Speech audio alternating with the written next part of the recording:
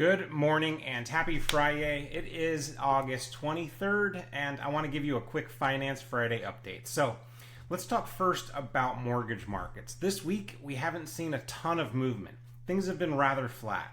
I've read in a couple of places people are posting that we're seeing the lowest rates in a while and huge drops, and I'm not sure where the basis for that information is, and I'm going to show you the market here in just a second. There hasn't been that big of a swing, but real time, here's where we are as of 9:20 this morning. Mortgage-backed securities is up 7 basis points and the 10-year U.S. Treasury is down 3 basis points.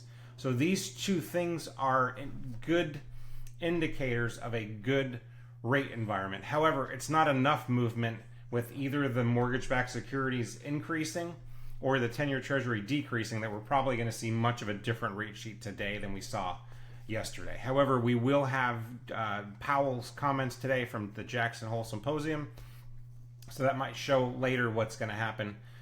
Definitely keep in touch with me if you have any questions about how that moves. But let's look at the last 7 days. You can see here, there's two factors here. So S1 is going to be our floor of support 1, which is at 100.5, and then our first ceiling of resistance R1 at 100.79.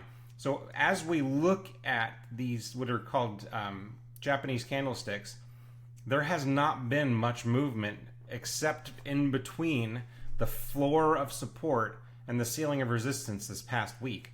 And the movement has been from 100.5 up to only 100.79. So 29 basis point swing is not enough to drive rates higher or lower. We've just seen them flattened. So not really sure where some of the reports are coming that we're starting to see rates dropping. The reality is rates this week were flat, and it's shown right here in the mortgage-backed securities why we saw flat rates. And if we flip that over to look at the Treasury, you'll find very much the same thing, that there was very little movement.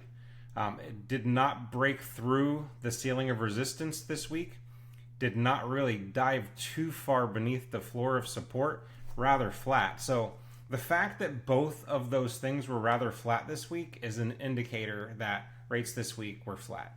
So that's where we are with mortgage rates. If you guys have any questions about anything else that I can help with, any questions about anything related to real estate, finance, mortgage rates, anything at all, I'm your guy. Reach out and let me know how I can help. Thanks and have a great weekend.